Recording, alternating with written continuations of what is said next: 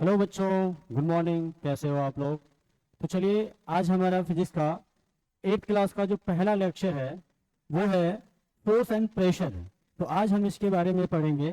सबसे पहले हमारा होगा फोर्स और उसके बाद हम पढ़ेंगे प्रेशर के बारे में। ठीक है, तो सबसे पहले अब चलते हैं, देखते हैं कि आज का हमारा टारगेट क्या होगा। ठीक है, टारगेट जान लेते हैं कि आज हमें पढ़ना क्या क्या है, आज इस टॉपिक में क्या क्या कवर करेंगे देख लेते हैं। तो सबसे पहले है knowing about force, oppose, pull, forces due to an interaction, exploring forces, force can change the state of motion। ठीक है, तो चलो बच्चों, तो आगे हम बढ़ते हैं। तो सबसे पहला हमारा जो टॉपिक है वो टॉपिक है knowing about forces। ठीक है, तो आप यहाँ पर देख सकते हो कि एक लड़का है जो फुटबॉल को किक मार रहा है, ये दो खिलाड़ी हैं जो आपस में खेल रहा है, और ये एक गोलकीपर है जो फुटबॉल को रोकने की कोशिश कर रहा है। तो अब यहाँ पर एक बात मुझे बताओ, ये जो फुटबॉल को किक कर रहा है, क्या ये अपने आप हो जाएगा या बिना टच किए हो जाएगा, या फोर्स लगाना पड़ेगा? किक करने के लिए क्या हमें फोर्स लगाना पड़ता है, क्या हमें ऑब्जेक्ट को टच करना पड़ता है, या अपने आप इस पे फोर्स लग जाएगा, हम खड़े रहेंगे या और इस पे फोर्स लग जाएगा? ऐसा हो सकता है क्या? तो जवाब क्या आएगा जी? ऐसा नहीं हो सकता है। जब तक इस पर हम अपना मस्कुलर फोर्स ना लगा दें तब तक ये फुटबॉल का मूवमेंट नहीं होगा, अपनी जगह नहीं बदलेगा। ठीक है, आप सब भी अपने घर में रोज कुछ ना कुछ करते हो, कुछ बैग उठा लेते हो, कॉपी उठाते हो, पेन उठाते हो, कुछ पत्थर उठा के फेंकते हो। इन सब चीज करने के लिए हमें क्या करना पड़ता है? या तो हम पुल कर रहे होते हैं, या पुश कर रहे होते हैं, या फिर हम किसी को किक कर रहे होते हैं, फुटबॉल को किक कर रहे होते हैं, या फ्लिक कर रहे होते हैं। ठीक है, तो ये सारी चीजें आखिर है क्या? इन सबको कहते हैं बेटा फोर्स। जो चीज हम कर रहे हैं, जैसे यहीं पे इसको देखो, ये क्या किया, अपने मस्कुलर फोर्स का इस्तेमाल करके फुटबॉल को क्या किया, किक मारा, तब जाके इसने क्या किया, अपना पोजीशन चेंज कर दिया। ठीक है, और ये भाई साहब गोलकीपर क्या कर रहा है, तेजी से आ रहे फुटबॉल जो गोल होने के को जा रहा था उसको इसने रोकने की कोशिश की, और इसके लिए क्या करेगा, अपने मस्कुलर फोर्स का इस्तेमाल करके उस फुटबॉल को रोकने की कोशिश कर रहा है।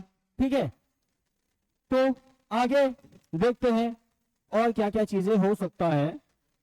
अब देखो, मान लो ये ऑब्जेक्ट यहां पर है और इसको हमें मूवमेंट देना है, तो क्या बिना टच किए हो जाएगा? क्या इसको, कोई लड़का यहां पर खड़ा है तो ऐसे ये मूवमेंट हो जाएगा इसका? क्या मूवमेंट इसका पॉसिबल है? नहीं, इसका मूवमेंट पॉसिबल नहीं है। जब तक ये लड़का इसको टच ना करे, इंटरेक्ट ना करे, तब तक ये मोशन इसमें नहीं आएगा। इसको पुश करना पड़ेगा, या फिर इसको क्या करना पड़ेगा, इधर से पुल करना पड़ेगा इधर की तरफ, तब जाके इसका मूवमेंट होगा।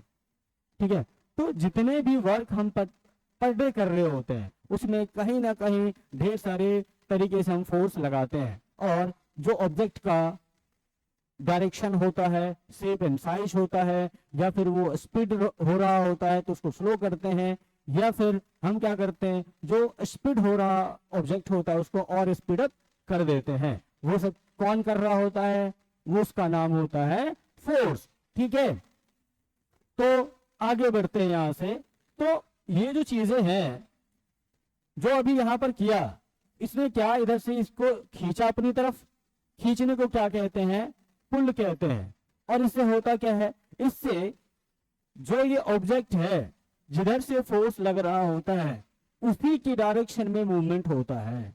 और ये जो पुश है, पुश क्या करेगा, अगर ऑब्जेक्ट को पुश करेगा तो इसका मतलब क्या होगा, जो ऑब्जेक्ट है, जो बॉडी है, वो सोर्स ऑफ द फोर्स से दूर जाएगा।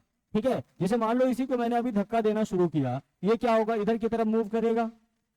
क्या ये हमसे दूर जाएगा?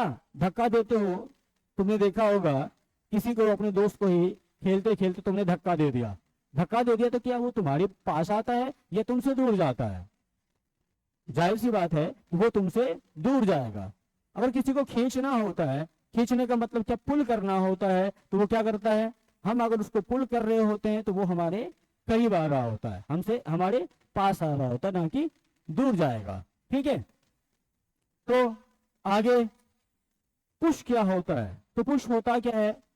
पुश अभी बताया कि अगर हमने कोई फोर्स किसी ऑब्जेक्ट पर लगाकर उसको पुश किया तो इसका मतलब ये हुआ कि वो ऑब्जेक्ट हमसे दूर जाएगा, away from the source of force जाएगा। तो ऐसे फोर्स को हम क्या कहेंगे? पुश कहेंगे। तो देखो, push can be defined as the force that responsible for an object moving from the state of rest.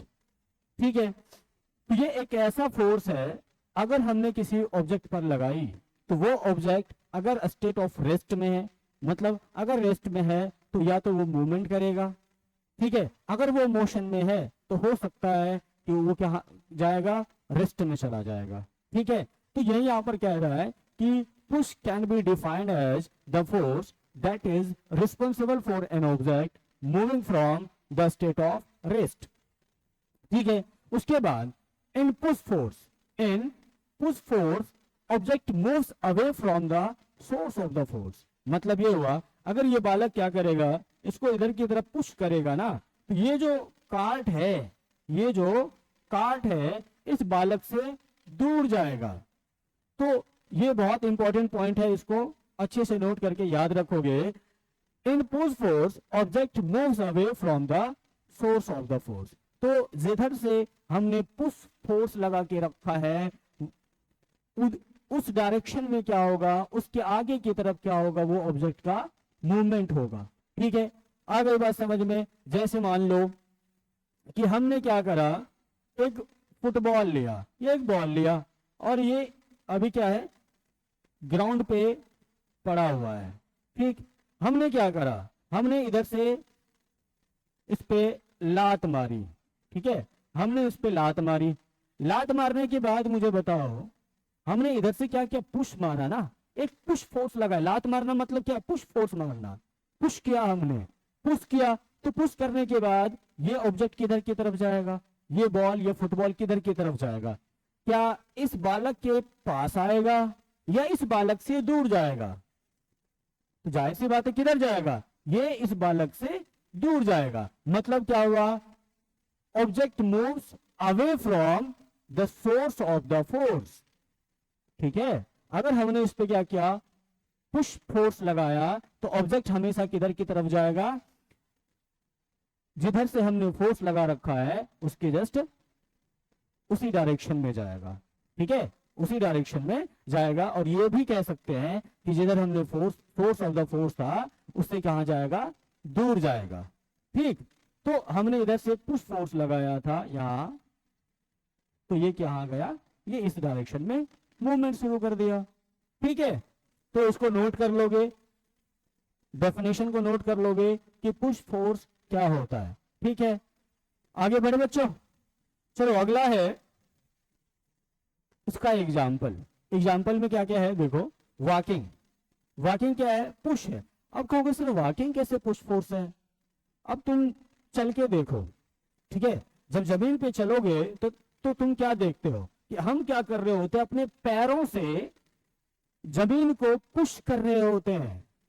Push करके हम जमीन को धक्का देते हैं पीछे की तरफ, और तभी जाके हम आगे की तरफ वॉकिंग कर पाते हैं। जब तक हम जमीन से अपने पैरों से पीछे धक्का नहीं देंगे ना, तब तक हम आगे नहीं बढ़ पाएंगे। तो हमें क्या करना पड़ेगा? जमीन को पीछे की तरफ धक्का देना पड़ता है, इस तरह से चलते हुए, तब जाके हम आगे बढ़ते हैं।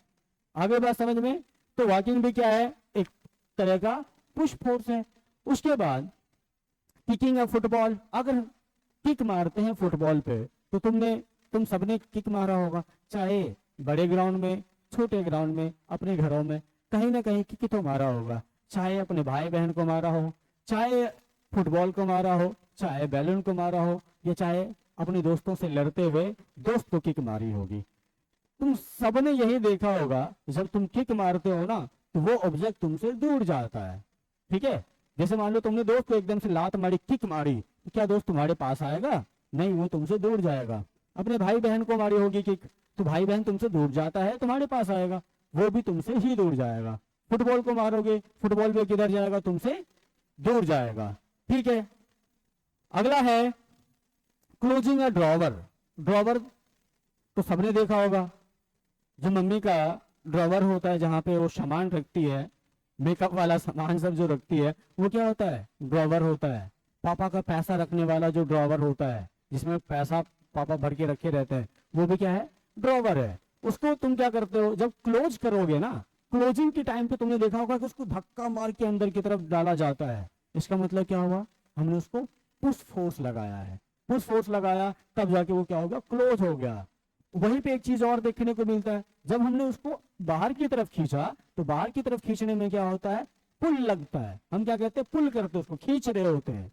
और पुश मतलब क्या, उसको धक्का देते हैं अंदर की तरफ, तब वो क्लोज हो जाता है। ठीक है बच्चों, अगला, पुशिंग अ ट्रॉली और व्हील चेयर। तुमने हॉस्पिटल में देखा होगा एक व्हील चेयर होता है, या ट्रॉली तुमने मॉल में देखा होगा, जहां पर हम क्या करते हैं, पुशिंग करके, उसको पुश करके हम एक जगह से दूसरी जगह ले जाते हैं। मॉल में लगभग सब बच्चे गए हो, मॉल तो देखा होगा, वहां पे एक बड़ी सी ट्रॉली होती है। अगर ज्यादा सामान खरीदना होता है तो मॉल वाले स्टाफ तुम्हें एक ट्रॉली देंगे, और ट्रॉली में तुम अपना सामान भरो, उसको धक्का देते देते जहां मन करे वहां उसको लेके जा सकते हो। उसको पुल भी कर सकते हैं और पुश भी कर सकते हैं। पुल करने के लिए हम ऐसे लेके चलते हैं, और पुश करने के लिए ऐसे लेके उसको चलते हैं। ठीक, तो ये तो समझ में आ गया होगा पुश फोर्स क्या होता है। तो चलो आगे बढ़ते हैं।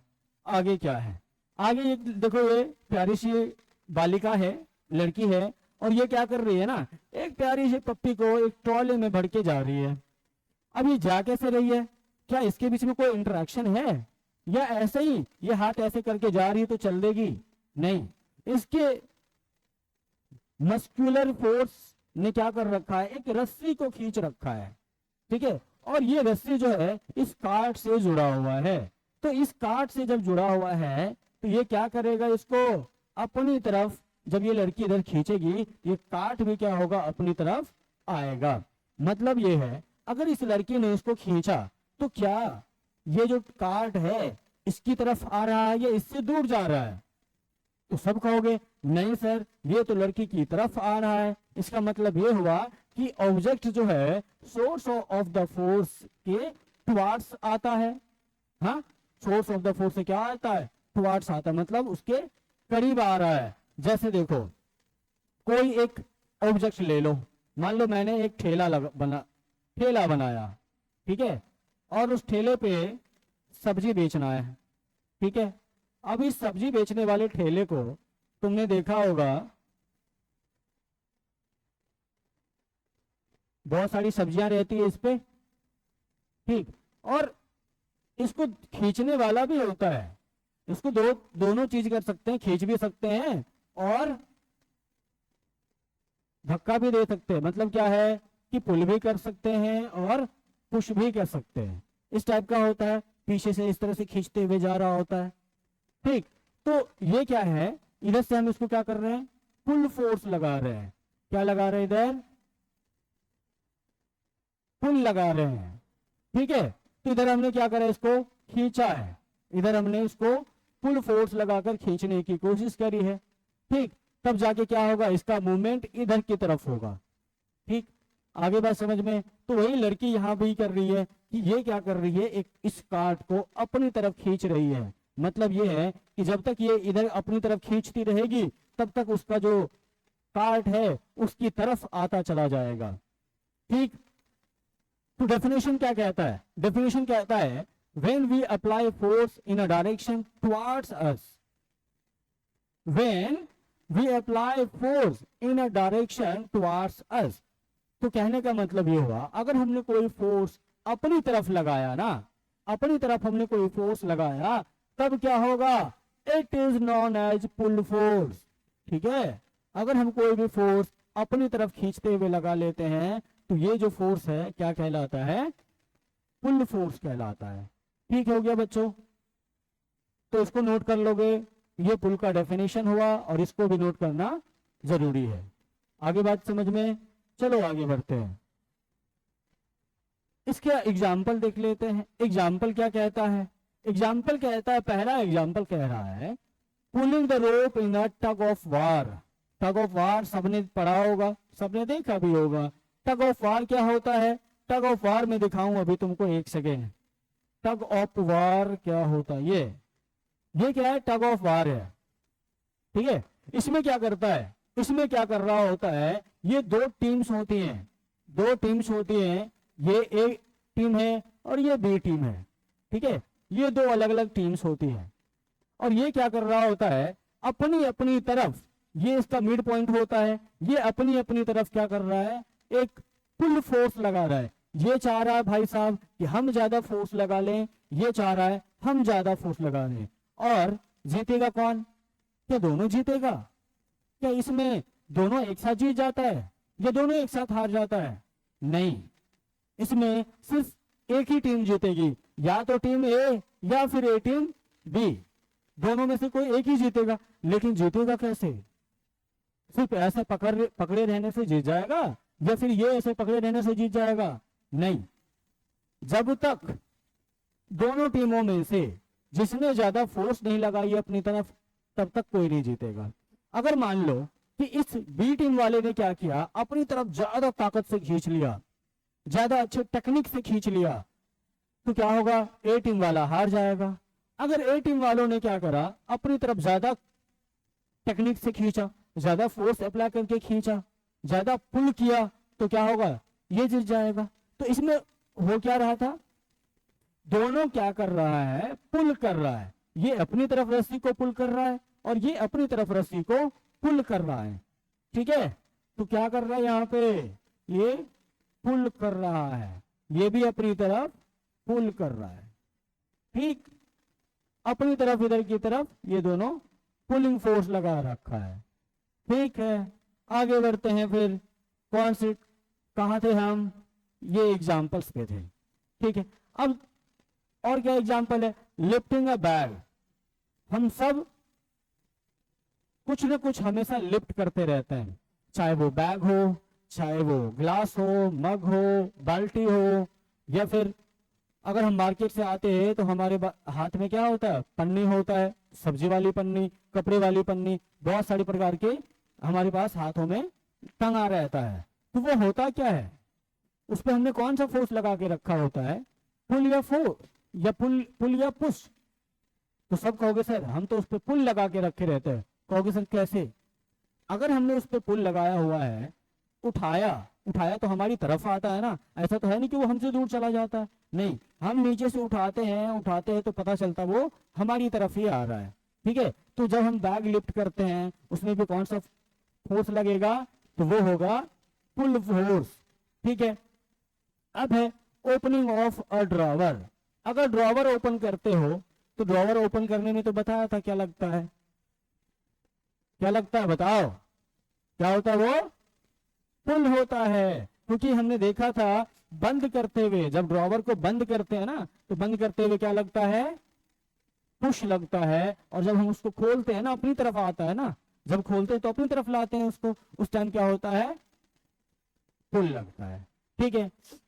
उसके बाद drawing bucket filled with water from the well. कुएं से जब हम भरे हुए बाल्टी को निकालते हैं ना, किस चीज से भरे हुए?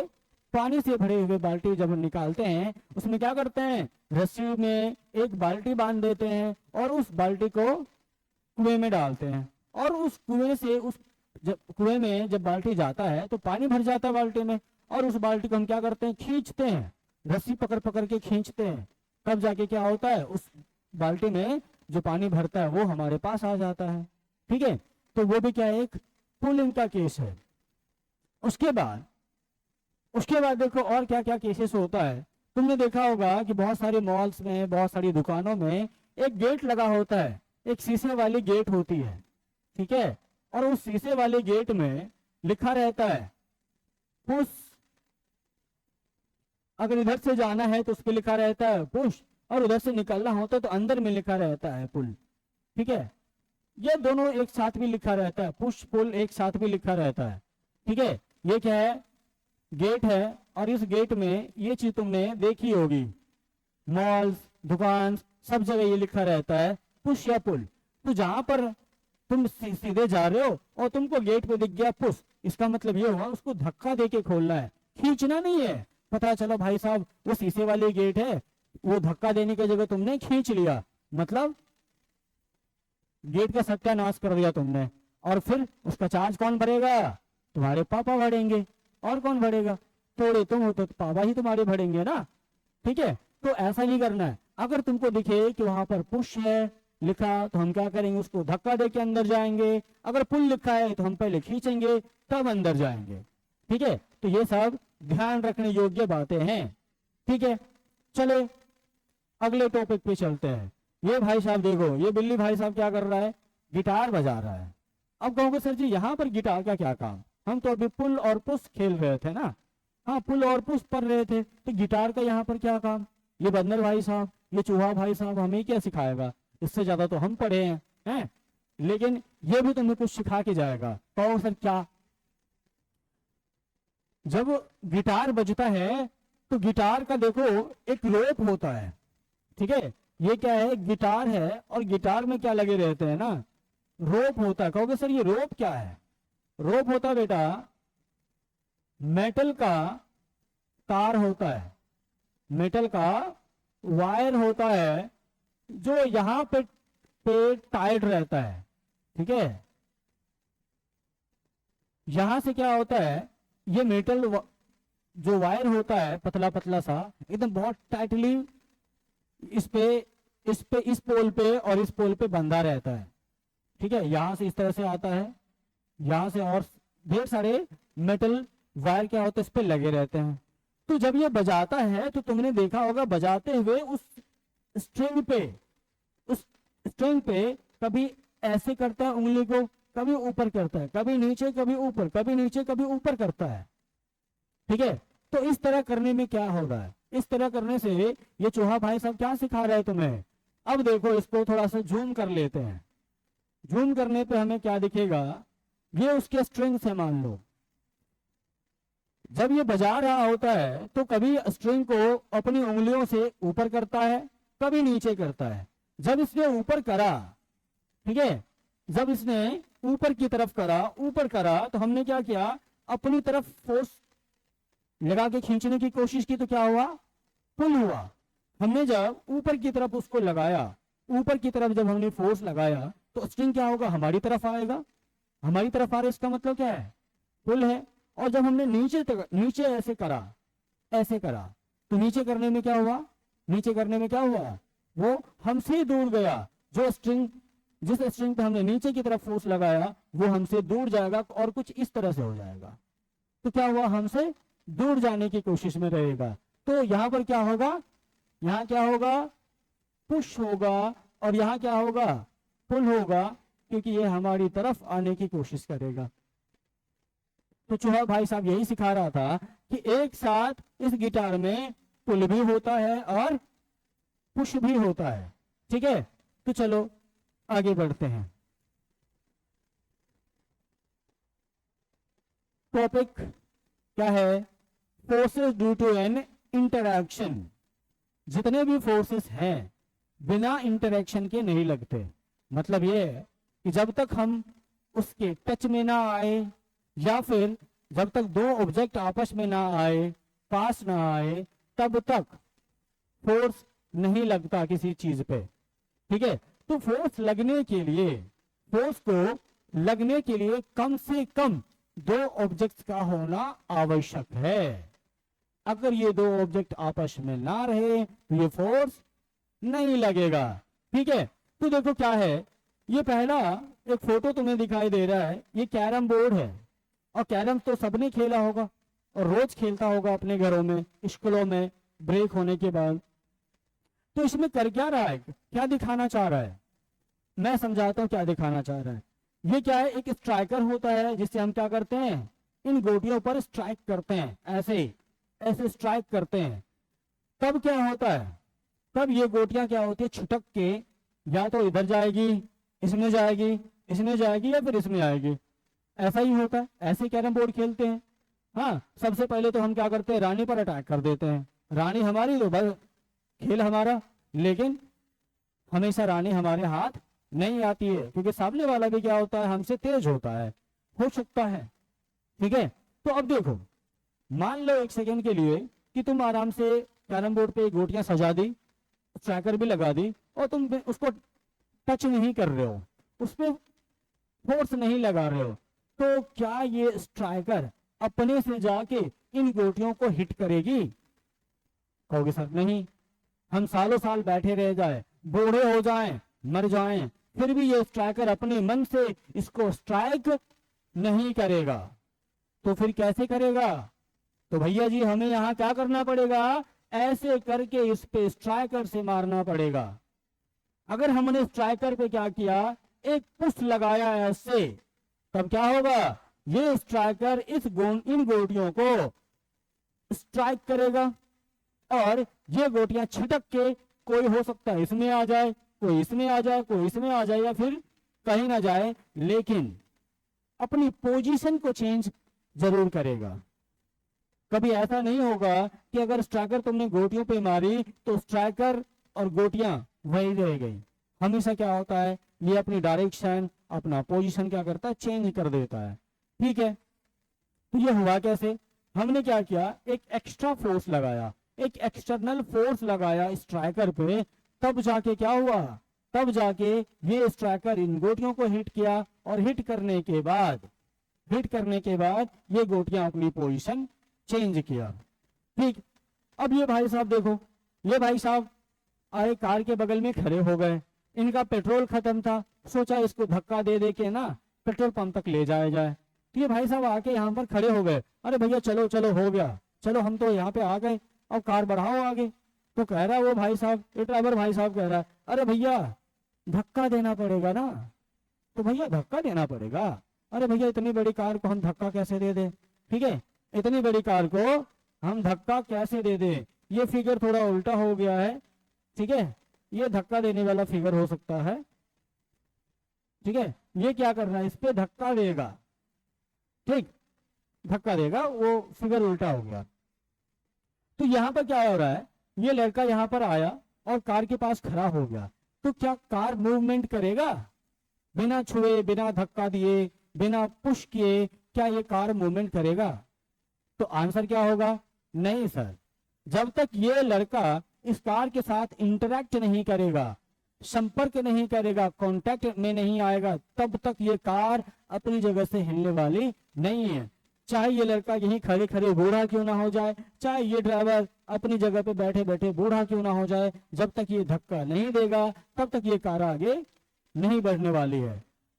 तो जब ये बात इसको समझ में आ गई कि भाई फोर्स लगाने के लिए इंटरेक्शन जरूरी है, क्योंकि प्रमोद सर ने बताई है, तब ये क्या किया, ये आया इधर की तरफ और भाई साहब अपना फोर्स इस कार पर लगाना स्टार्ट कर दिया।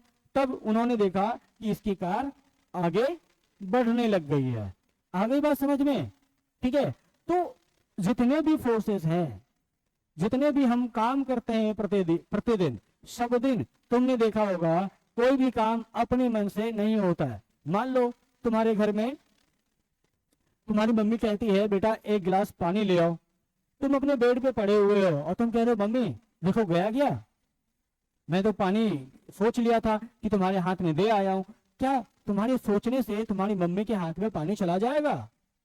तो आंसर है नहीं। ठीक है, ये होगा कैसे?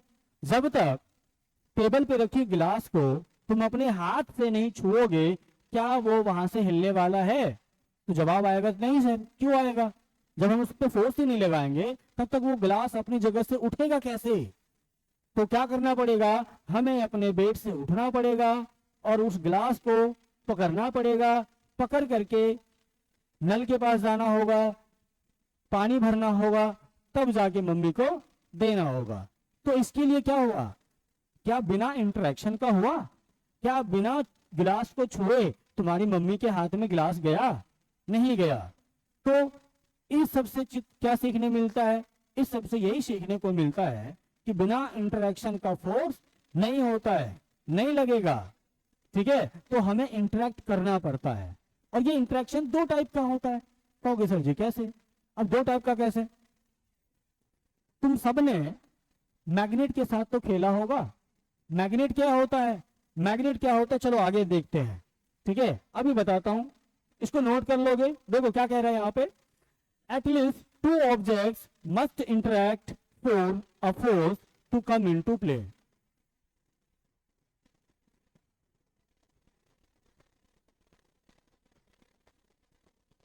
ठीक है, तो एटलीस्ट दो ऑब्जेक्ट चाहिए होते हैं फोर्स को लगने के लिए, इंटरैक्ट करने के लिए। ठीक है, तो यहां पर पहला पॉइंट बहुत इंपॉर्टेंट है और ये कह रहा है at least two object must interact for a force to come into play. बहुत इंपॉर्टेंट पॉइंट्स है, इसको नोट कर लोगे। उसके बाद ये दूसरा पॉइंट है हमारा, N interaction of one object with another object result in a force between the two object. मतलब क्या है कि दो ऑब्जेक्ट के इंटरेक्शन से ही क्या होता है, किसी ऑब्जेक्ट पर फोर्स लगता है। जब तक दो ऑब्जेक्ट इंटरेक्ट नहीं करेगा आपस में, तब तक फोर्स पता नहीं चलेगा। ठीक है, तो चलो एक हंसता खेलता सवाल है तुम लोगों के लिए। मुझे बताओ, क्या फोर्स को देख सकते हो? क्या फोर्स को देख सकते हो या फील कर सकते हो? चलो बताओ क्या है जवाब। जवाब है सर फोर्स को देख तो नहीं सकते हैं, लेकिन इफेक्ट ऑफ फोर्स को हम फील कर सकते हैं, वो देख सकते हैं। जी कहोगे कैसे? कैसे सर, ऐसा कैसे कह रहे हो आप? ठीक है, तो देखो, तुमने अपने जीवन में बहुत सारी चीजें तोड़ी होगी, जैसे पेन तोड़ी होगी, ग्लासेस तोड़ी होगी, ईंटें तोड़ी होगी, पत्थर तोड़े होंगे, शीशे तोड़े होंगे, ढेर सारी चीजें। या किसी को धक्का दिया होगा, किक किया होगा फुटबॉल को, ठीक है, या बोतल खोला होगा, ढेर सारी चीजें क्या होगा। ठीक है, उन सब चीज में तुमने ये देखा होगा कि हम जो फोर्स लगाते हैं ना, तो वो दिखता तो नहीं है, लेकिन हम उस जिस ऑब्जेक्ट पर फोर्स लगाते हैं उसमें जो चेंज आता है वो दिख जाता है। कहोगे सर या तो हम फोर्स लगा रहे हैं हमें दिख रहा है, ढक्कन खोल रहे वो दिख रहा है, तोड़ रहे हैं वो दिख रहा है, आटा कूद रहे वहां दिख रहा है। कोई और एग्जांपल बताओ सर जहां पे ना दिखे। तो वही अभी बता रहा हूं, एक मैग्नेटिक फोर्स के बारे में तुमने पढ़ा होगा, जाना होगा, मैग्नेट से खेला भी होगा, नहीं तो किसी को खेलते हुए देखा होगा।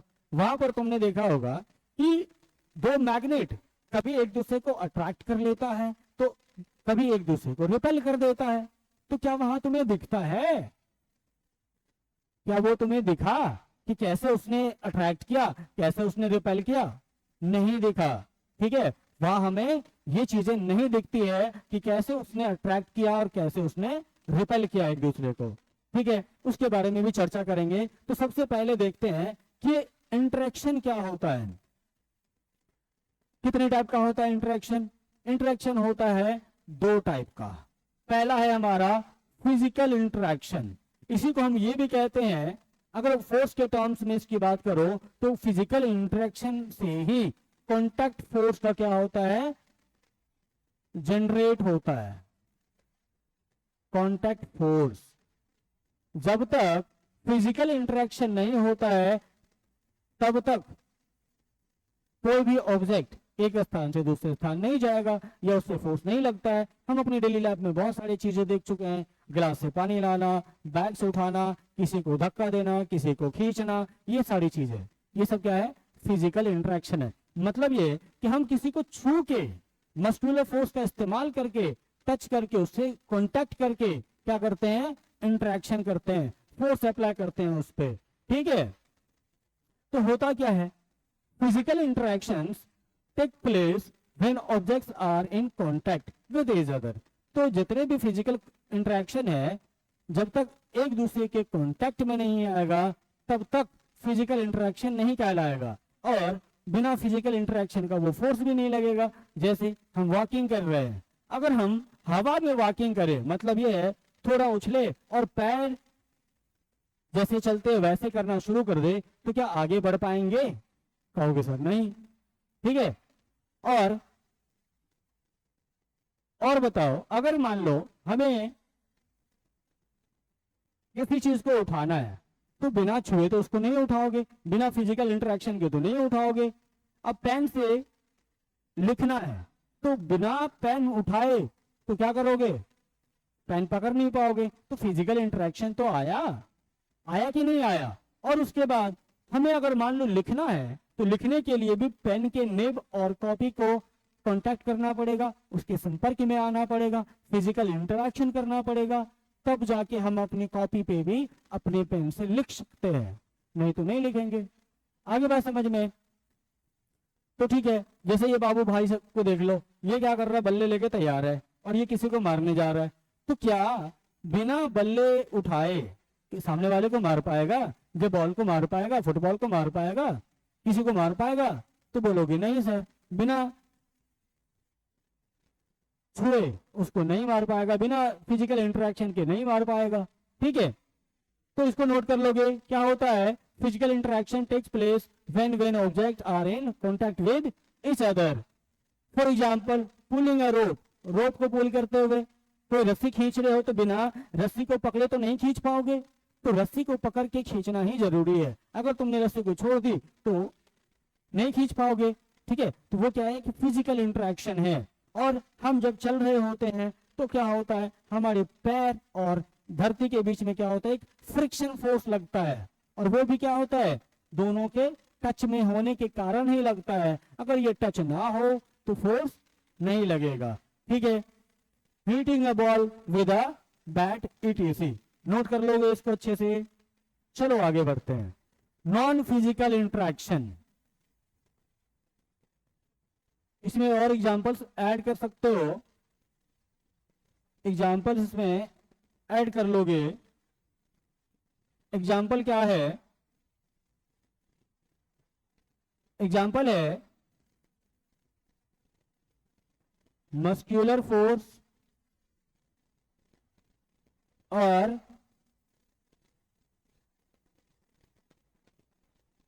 Frictional force. ये दोनों के दोनों क्या है, फिजिकल इंटरेक्शन के कारण से ही लगता है। ठीक है, जब तक फिजिकल इंटरेक्शन ना होगा तब तक मस्क्यूलर फोर्स और फ्रिक्शनल फोर्स वर्क नहीं करेगा। ठीक है, इसको नोट कर लोगे। अब अगला है non physical interaction. In the case of non physical interactions object interacting are not in contact. तो इसका मतलब ये हुआ कि जब नॉन फिजिकल इंटरेक्शन होता है तब जरूरी नहीं है उन दो ऑब्जेक्ट को आपस में कांटेक्ट करने की, आपस में टच करने की जरूरत नहीं है। ठीक है, तो ऐसे फोर्सेस को हम क्या कहते हैं, नॉन फिजिकल इंटरेक्शन या फिर contact force, non contact force कहते हैं। इसको हम ये भी कहते हैं, ये क्या है, नॉन कांटेक्ट फोर्स कहते हैं या फिर नॉन फिजिकल इंटरेक्शन कहते हैं। मतलब ये है कि दोनों ऑब्जेक्ट में अगर फोर्स लग रहा है तो उसको आपस में कांटेक्ट करने की जरूरत नहीं है, फिजिकल इंटरेक्शन करने की जरूरत नहीं है। जैसे जैसे क्या होता है, जैसे देखो मैग्नेटिक फोर्स होता है, इलेक्ट्रोस्टैटिक फोर्स होता है, ग्रेविटेशनल फोर्स होता है, ये सब होता है नॉन फिजिकल इंटरेक्शन या फिर नॉन कांटेक्ट फोर्स में आता है। आ गई बात समझ में?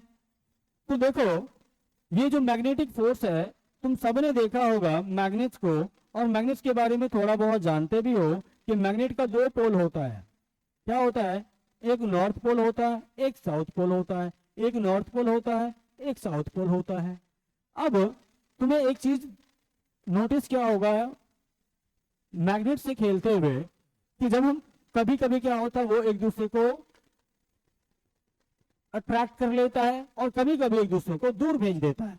पास लाते हैं ये दूर जाता है, पास लाते ये दूर जाता है, पास लाते ये दूर जाता है। लेकिन कभी कभी अगर हमने पास लाया तो चिपक गया, फिर उसको छुड़ाओ ऐसे जोर से, फिर हटा, फिर क्या होगा, पास लाओ फिर चिपक जाएगा। ठीक है, तो ये क्यों होता है, ये होता है इसके पोल के कारण। इसका दो पोल होता है, अगर ये अपोजिट पोल एक साथ आ जाए, पास आ जाए तो चिपक जाएगा। अगर साउथ और नॉर्थ पास आ जाए चिपक जाएगा, नॉर्थ साउथ पास आए चिपक जाएगा। वहीं अगर अगर वहीं क्या हो, अगर नॉर्थ पोल अगर साउथ और साउथ पोल पास आएगा तब ये क्या होगा, दूर चला जाएगा। ठीक है, यहां पर क्या होगा, रिपेल कर जाएगा। ठीक है, ये क्या होगा, रिपेल हो जाएगा, और यहां पर क्या होगा, अट्रैक्ट हो जाएगा।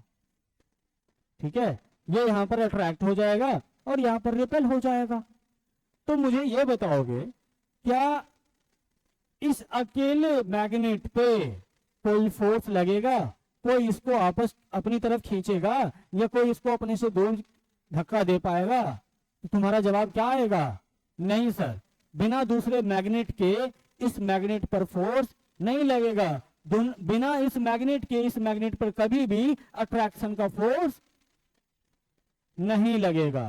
तो क्या हुआ, इसके लिए क्या दो ऑब्जेक्ट की आवश्यकता हुई, दो मैग्नेट की आवश्यकता हुई? तो कहोगे हाँ सर, दो मैग्नेट आया तभी जाके इसमें फोर्स लगा। एक सिंगल मैग्नेट आजाद था, इसमें कोई फोर्स नहीं लग रहा था, ना कोई धक्का दे रहा था, ना कोई खींच रहा था।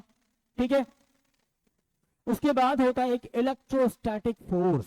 इलेक्ट्रोस्टैटिक फोर्स में क्या होता है, पॉजिटिव चार्ज, नेगेटिव चार्ज। ठीक है, एक पॉजिटिव चार्ज है, एक नेगेटिव चार्ज है।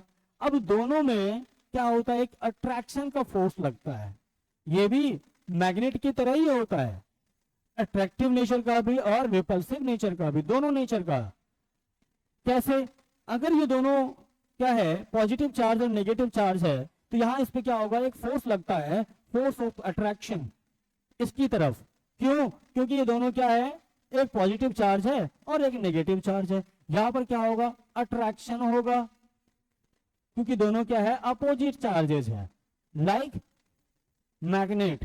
वहीं अगर दोनों सेम चार्ज हो जाए, या तो माइनस माइनस हो जाए या तो प्लस प्लस हो जाए, तब क्या होगा, एक दूसरे को दूर भगाएगा, इसको हम कहते हैं रिपेल करेगा। ठीक है, आ गई बात समझ में?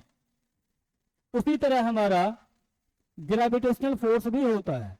ठीक है, ग्रेविटेशनल फोर्स भी होता है, वो भी इसी टाइप का क्या होता है, फोर्स है, नॉन फिजिकल इंटरेक्शन वाला।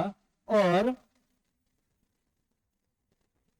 ये हमेशा जो ग्रेविटेशनल फोर्स होता है ना, हमेशा अट्रैक्टिव इन नेचर होता है। मतलब ये है कि हमेशा अट्रैक्शन ही होता है वहां पे, वहां रिपल्सन का कोई चांस ही नहीं है, वहां रिपल्सन नहीं होता है, हमेशा अट्रैक्शन होता है। कहोगे सर कैसे पता चलेगा? तो कैसे पता चलेगा, एक पत्थर फेंको ऊपर की तरफ, अर्थ सरफेस के ऊपर की तरफ क्या करोगे, एक पत्थर फेंकोगे, और पत्थर फेंकने से तुम्हें पता चलेगा कि वो हमेशा हमारे अर्थ पे वापस आ जाता है। ठीक है, तो इसका मतलब क्या होगा, अट्रैक्ट किया, ठीक है, अपनी तरफ खींचा, पुल किया।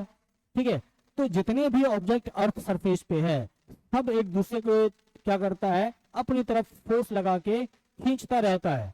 कोई ज्यादा खींचता है, कोई कम फोर्स लगा के खींचता है। तो हमारे और तुम्हारे बीच में भी क्या है, एक फोर्स लग रहा है, जिसका नाम है ग्रेविटेशनल फोर्स। और वो ग्रेविटेशनल फोर्स जो है हमें पता नहीं चल पाता है। कहोगे सर क्यों नहीं?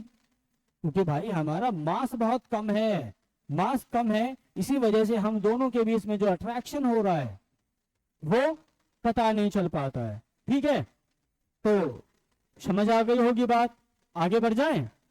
चलो फिर बढ़ते आगे। एक्सप्लोरिंग फोर्सेस, फोर्सेस को एक्सप्लोर कैसे किया जाता है? ठीक है, अभी मैं इस पे बता रहा था, ये क्या है, टग ऑफ वार। ठीक है, इसमें वो टीम जीतेगी जो ज्यादा फोर्स लगाएगी, जो अपनी तरफ ज्यादा फोर्स से खींचेगी, वो टीम जीत जाएगी। तो इसमें होता क्या है, अगर दोनों ने इक्वल फोर्स लगाया, अपोजिट फोर्स लगाया, तो क्या होगा, कहीं नहीं जाएगा, ना ये इधर बढ़ेगा ना ये इधर बढ़ेगा, तो कोई नहीं जीतेगा। अगर मान लो कि इसने इधर की तरफ जो है ना 10 न्यूटन का फोर्स लगा दिया, 10 नहीं 20 मान लेते हैं।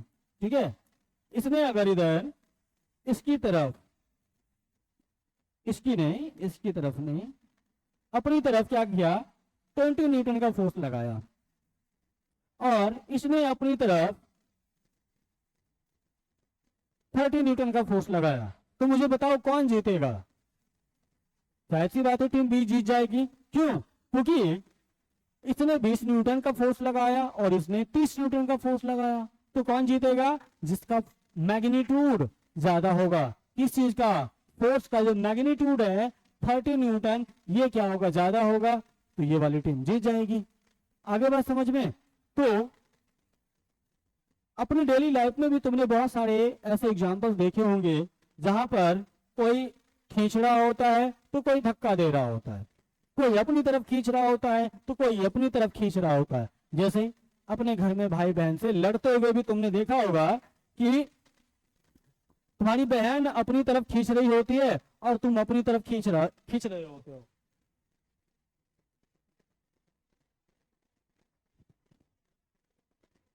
देखे हो ना, अपने घर में पापा ने कुछ लाके दिए, कुछ कपड़े लाके दिए, कुछ मिठाइयां लाके दी, तो पता चला क्या, मम्मी और तुम्हारे भाई और बहन में झगड़े हो गए। तुम कहोगे ये मेरा है, बहन कहेगी ये मेरा है।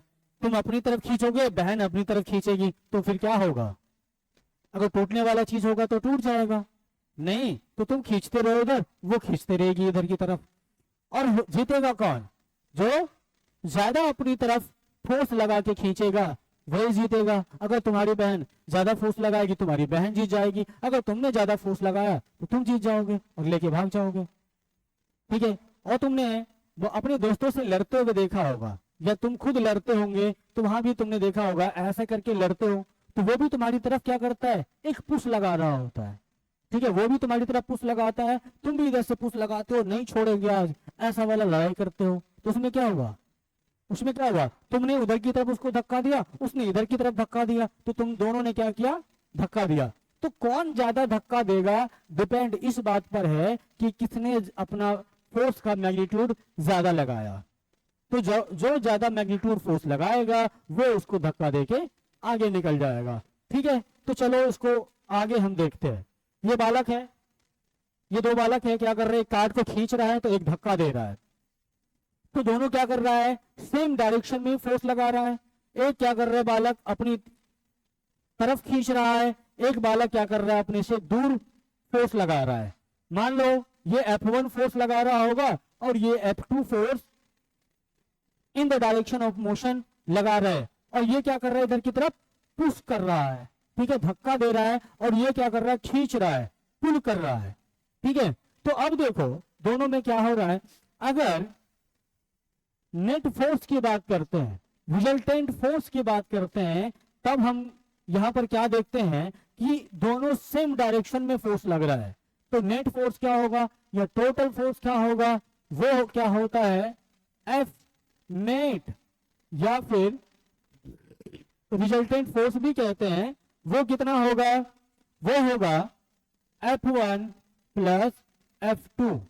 अगर इसमें टोटल फोर्स पूछ लेना तो यही होगा, F1 प्लस F2 हो जाएगा, क्योंकि ये इधर की तरफ F1 फोर्स लगा रहा है और ये इधर की तरफ इसी डायरेक्शन में F2 फोर्स लगा रहा है।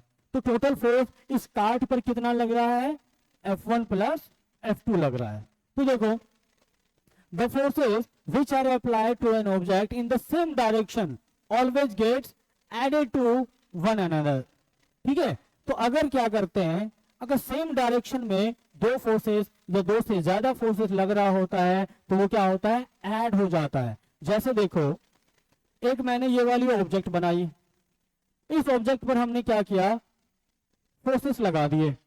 एक मैंने इधर की तरफ F1 लगा दी, दूसरी फोर्स F2 लगा दी, तीसरी फोर्स F3 लगाई। ठीक, एक मैंने इधर लगाई, इस पे धक्का देने वाला पुश वाला फोर्स लगा दी, F4 F5 लगा दी, और इधर की तरफ फिर एक छोटा सा फोर्स F6 भी लगा दी। तो क्या हो रहा है यहां पर हमने क्या किया, टोटल 6 फोर्स इस ऑब्जेक्ट पर लगाई है, और सबके सब क्या है, एक ही डायरेक्शन में जा रहा है। अगर एक ही डायरेक्शन में लग रहा है तो नेट फोर्स कितना हो जाएगा बच्चों, F नेट क्या हो जाएगा, यहां पर सभी फोर्सेस का ऐड कर देना है, सम कर देना है। तो क्या होगा, F1 plus F2 plus F3 plus F4 plus F5 plus F6। तो सब जितने भी सेम डायरेक्शन वाले फोर्सेस हैं सबको ऐड कर दो, जोड़ दोगे तो क्या निकल के आएगा हाथ में हमारे, F नेट आ जाएगा, टोटल फोर्स निकल के आ जाएगा। ठीक है, तो चलो अगला देखते, इसको नोट कर लोगे, अच्छा चीज है ये। ठीक, अगला है, if the two forces are acting in opposite direction on the object, on an object, the net force acting on it is always the difference between the two forces and acting in the direction of the force that has high magnitude। मतलब क्या हुआ, अगर हमने कोई object लिया, ठीक है, और हमने क्या करा, एक इधर की तरफ फोर्स लगाया F1 और एक इधर की तरफ लगाया F2, अगर ये दोनों का मैग्नीट्यूड सेम है, मान लो ये 10 न्यूटन है और ये भी 10 न्यूटन है, तो मुझे बताओ क्या ये ऑब्जेक्ट इधर की तरफ जाएगा, क्या ये ऑब्जेक्ट इधर की तरफ जाएगा? ये कहीं नहीं जाएगा। अगर ये यूनिफॉर्म मोशन में होता तो यूनिफॉर्म मोशन कर रहा होता, अगर ये रेस्ट में होता तो रेस्ट में ही रहता, कहीं नहीं जाता।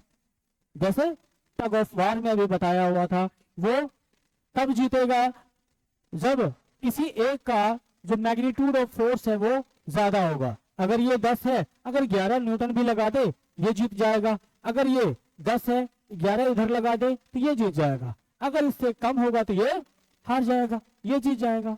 ठीक है, तो यहां पर हम क्या करेंगे, यहां पर क्या करेंगे, अगर अपोजिट डायरेक्शंस में फोर्स लग रहे हो तो नेट फोर्स क्या हो जाएगा बच्चों, एफ नेट हो जाएगा, एफ नेट होगा F1 माइनस F2, या F2 माइनस F1 भी कह दो, कोई दिक्कत नहीं है। लेकिन हमें करना क्या है, फाइनली हमें इसका सबट्रैक्शन करना है। ठीक है, सबट्रैक्शन करना होता है। जैसे देखो ये क्या कर रहा है, इधर मान लो ये F1 लगा रहा था और ये इधर की तरफ F2 लगा रहा है, दोनों का क्या है, डायरेक्शन अपोजिट है, इसीलिए क्या होगा यहाँ पर F net F1 minus F2 हो जाएगा। ठीक है, उसके बाद एक और केस देख लेते हैं, जब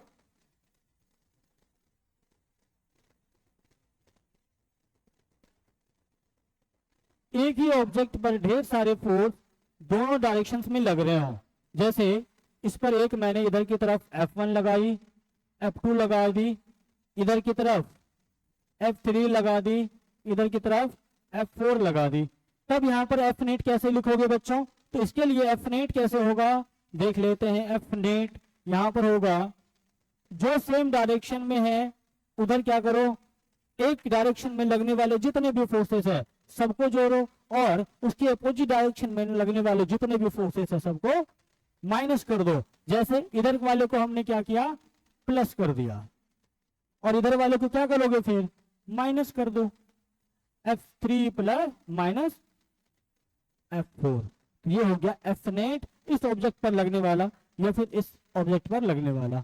तो जब जितने भी फोर्सेस हैं सबको क्या करना है, अगर अपोजिट डायरेक्शन में है तो सेम डायरेक्शन वाले को ऐड कर दो और अपोजिट डायरेक्शन वाले को माइनस कर दो। ठीक है, नोट कर लोगे इसको भी। चलो आगे बढ़ते हैं, क्वेश्चन है, क्वेश्चन क्या कह रहा है कि what type of force is being shown.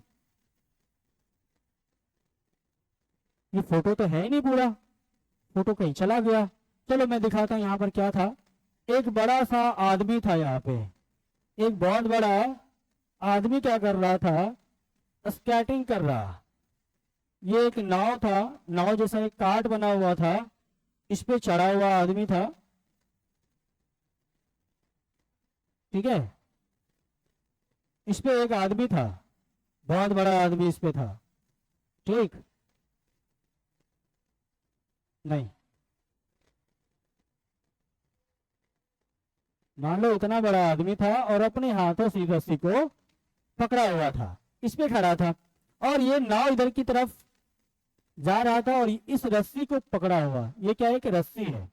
ठीक है, इसको पकड़ के ऐसे करके खींच रहा है और इधर आगे एक नाव था जो इसको स्पीड में खींचते हुए जा रहा है। तो ये आदमी क्या करेगा, रस्सी को धक्का देगा या खींचेगा, तो क्या बोलोगे, सर ये खींच रहा होगा, पुल कर रहा होगा, ना कि पुश करेगा। ये तो पुल करेगा तो क्या हो जाएगा, यहाँ पर पुलिंग फोर्स लग रहा है।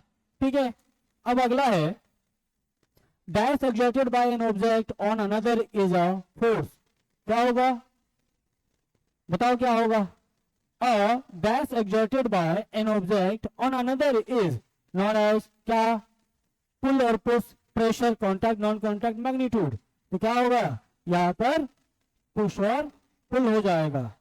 अगला है when two forces act in opposite directions then the net force acting on it is, क्या हो जाएगा?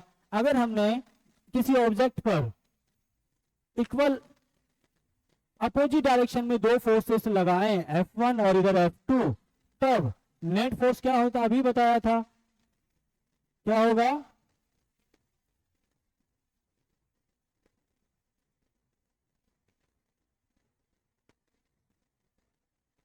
क्या हो जाएगा यहां पर? F net F1 minus F2, दोनों का क्या हुआ? डिफरेंस हुआ ना, ये तुम्हारा हो जाएगा। चलो अगला सवाल देखते हैं। अगला है the strength of the force is expressed by its weight, mass, magnitude और लॉन्गिट्यूडनल फोर्स। तो देखो स्ट्रेंथ का मतलब है कि वो कितना ज्यादा फोर्स लगा रहा है, और ये किस पर डिपेंड करेगा? उसके मास पे?